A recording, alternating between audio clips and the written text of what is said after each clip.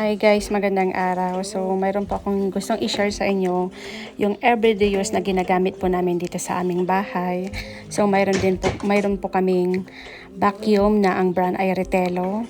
So, hindi ko na napakita yung mga box niya at saka mga tools niya guys kasi mag-isang taon na rin po kaming gumagamit niyan. So, hindi rin po yan basta vacuum lang, kundi ginagamit din po namin na humidifier, purifier. So, pinapakita ko lang sa inyo guys kung paano ko gamitin pag nagbabacuum po ako ng aming carpet.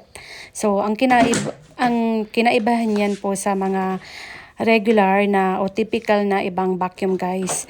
Yan po yung napupunta yung dumi na nakukuha sa mga carpet, napupunta direct doon sa water. So, unlike po doon sa mga regular na vacuum guys, pag nagbabacuum po tayo kasi sa ating mga carpet, lumalabas po or nag-aano po yung alikabok na nakukuha natin sa carpet. So, yan naman, hinihigo po yung dumi direct doon sa water. So, hindi po siya na i-spread or nagpupunta sa environment po yung alikabok na nanggagaling sa carpet. So, yun po. So, hindi ko masyadong ma-explain pero yun na yun. Sa madaling salita guys, yung mga dumi na nakukuha po natin or alikabok ay hindi po na-spread sa ating surroundings ng ating bahay.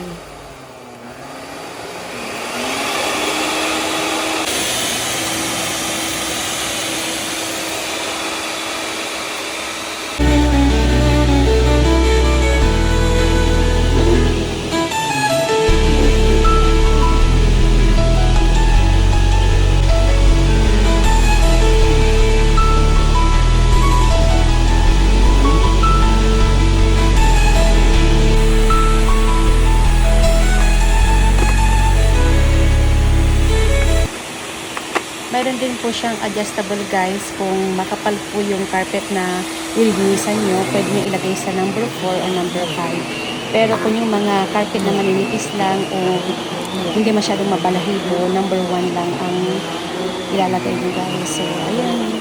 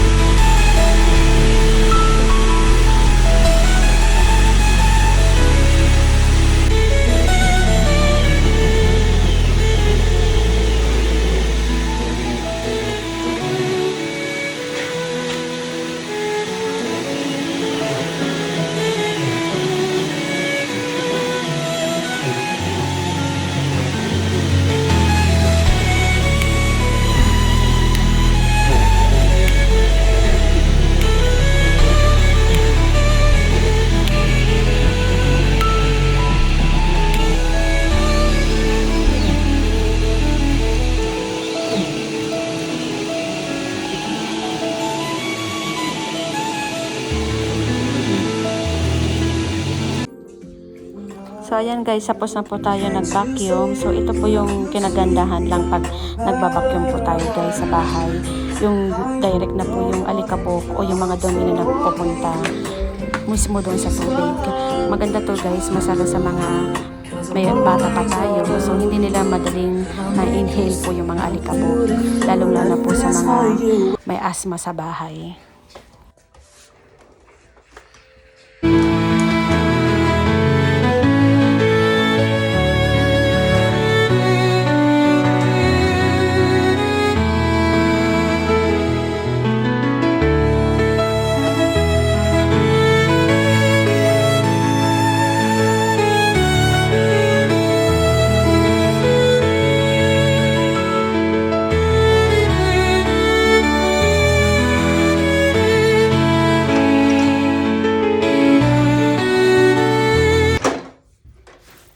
So, ayun guys. So, kung nakikita nyo guys, yan na po yung dumi ng nakuha natin sa carpet. So, lahat ng dumi na nakuha natin sa carpet guys, napunta dyan sa may tubig. So, ayan. Sobrang alikabok, maraming buhok. Andyan na lahat ng mga mikrobyo or bakterya sa tubig guys. So, yan yun po yung kinagandahan ng vacuum na yan guys. Then, after ko pong ginamit, nilinisan ko po. So, ayan na po yung malinis na tubig. Tapos, gagamitin ko po ulit ng purifier tsaka humidifier. So, mostly, naglalagay po ako ng mga scent. So, yan, nakikita nyo, mayroon siyang apple. Mayroon ding ibang scent din na yung eucalyptus, then mayroon ding lemon, then yung isa po is sage.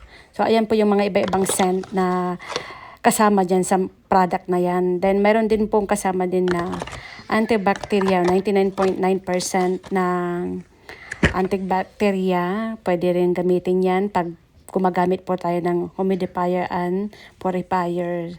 Then, pwede din gamitin natin yan pag naglilinis po ng mga sahig or carpet.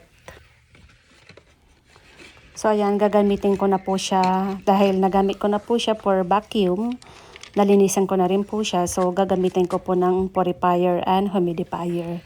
So, ang dami pong gamit ng vacuum na yan guys. Hindi lang po siya parang basa-basang vacuum guys. Ang dami din po siyang pwedeng gamitin. Pwede rin po niyang gamitin sa paglilinis ng mga ating sopa, sa mga wall, sa mga singit-singit ng ating mga bahay na hindi pwedeng maabot ng walis tambo. Pwede rin gamitin yan. So, hindi ko na napakita yung mga tools na kasama dyan sa vacuum na yan guys. So, maraming salamat po ulit. Bye!